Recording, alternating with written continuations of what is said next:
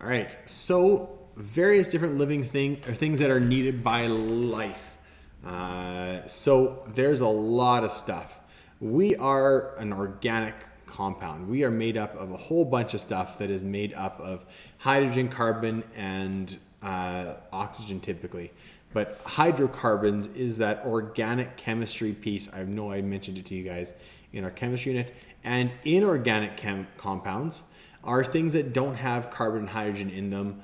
So sugar is a hydrocarbon, C6H12O6, and it is one of the more common ones that living things use. But other stuff like fat is also an organic molecule. Salt is a good example of something that I love on my food, but it is an inorganic compound because it doesn't have any carbon or hydrogens in it. So there's a whole bunch of organic and inorganic compounds that we need to stay alive. You and I need all those things. I know that there is this misconception that fat is bad automatically. Well, no, there's healthy fats and unhealthy fats. And so I will put up a video again to kind of show you guys some healthy versus unhealthy fats.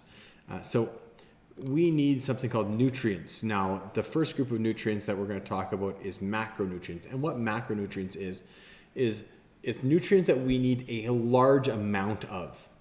So macro just basically means that there's a large volume of them that we need. And then there are also, on the flip side, there are micronutrients, which we just need a small amount of. That doesn't mean that they're small in size, just means that we don't need as much of them to stay alive.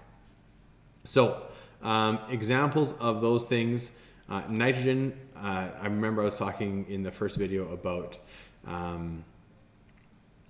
nitrogen cycle and those kinds of things. Nitrogen is used in plants to make chlorophyll, and it's in leaf and stem growth. In humans, it's a macronutrient, and it's composed, makes nucleic acids and helps with the growth and repair of tissues. So both of us need nitrogen to do something to stay alive. So these are some macronutrients that we need.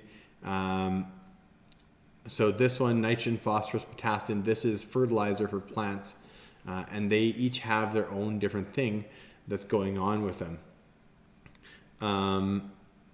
And yeah, if you have too much of a good thing, though, it can become a bad thing. That's what this paragraph right here is talking about.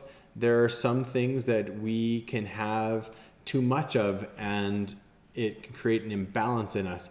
I know that with fertilizers, I have had a bag of fertilizer that I was using spill on a patch of grass, and even though you wouldn't think it would, it actually killed the grass in that area, and that was, kind of a crappy situation. I was not, when my dad came out and saw the patch of grass that was, about so big, about the size of a football on the grass that was dead, he was like, "What happened here?" Because I was like, "I don't know." And truthfully, I didn't understand at the time what exactly had happened.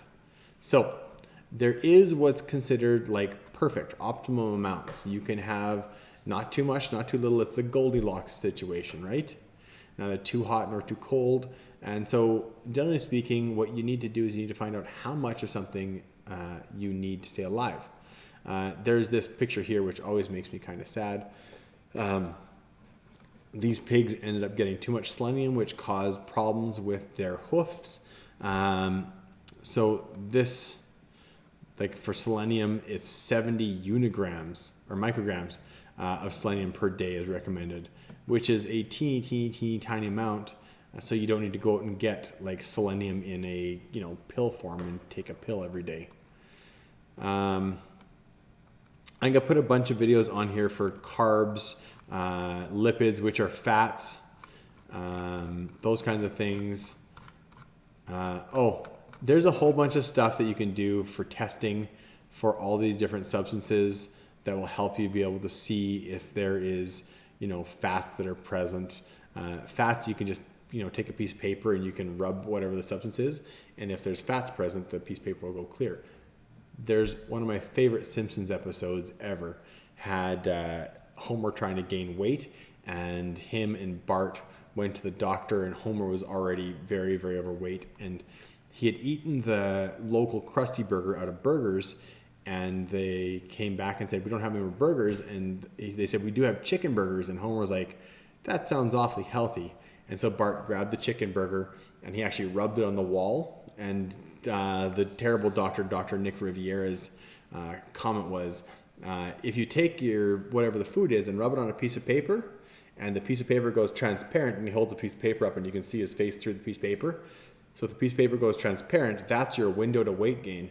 And so Bart rubs the chicken burger on the wall, and a bird flies into the wall because it thinks doesn't realize that there's nothing there.